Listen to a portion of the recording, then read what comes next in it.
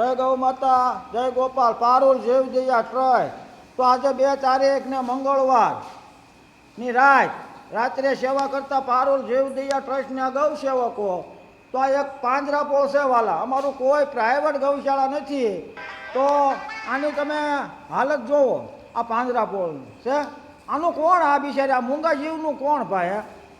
આમ તો જોવો આની હાલત કેવી, આની દશા છે. અને આપણી હિન્દુ ધર્મની આપણી માં છે, બરાબર? તો આમ જોવો તો ખરો આપણી માઓની દશા તો જોવો, આમ જોવો છે.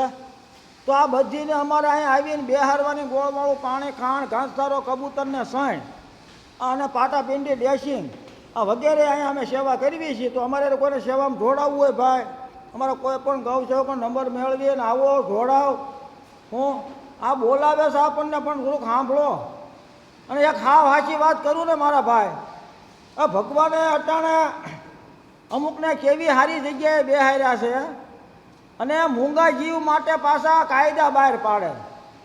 હું કે કબૂતરને સણ નહીં નાખવાની, કૂતરાને રોટલા નહીં નાખવાના. અરે ભલા માણા કઈ જાતના છો?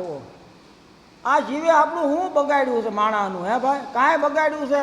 આ આપણું હવે પતન થવાનું હોય એવું મને લાગે છે. એક કોરોના ગયો ને એટલે હવે મને એમ છે ભગવાન બીજો એવો રોગ મોકલશે ને તો માણાનો પથારો પાડી દે, આનો જેમ પથારો છે ને એમ.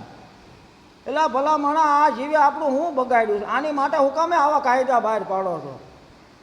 હે એટલે સારી જગ્યાએ તમને બેહાર્યા છે તો તમે ભલા માણા કાંક વ્યવસ્થિત રહ્યો. આમ તો જો આ કોને કહે? અને માણા કેવા સ્વાર્થી છે ખબર? કે આને જરૂર હતી ને ત્યાં સુધી બિચારીએ દૂધ આપ્યું, ત્યાં સુધી રાખી. ભલા માણા આણે આપણી પ્રજાને દૂધ પાઇપાને મોટા કર્યા છે. હે એટલે થોડોક વિચારો, સમજો.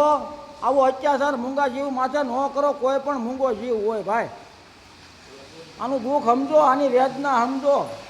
જય ગૌ માતા, જય ગોપાલ.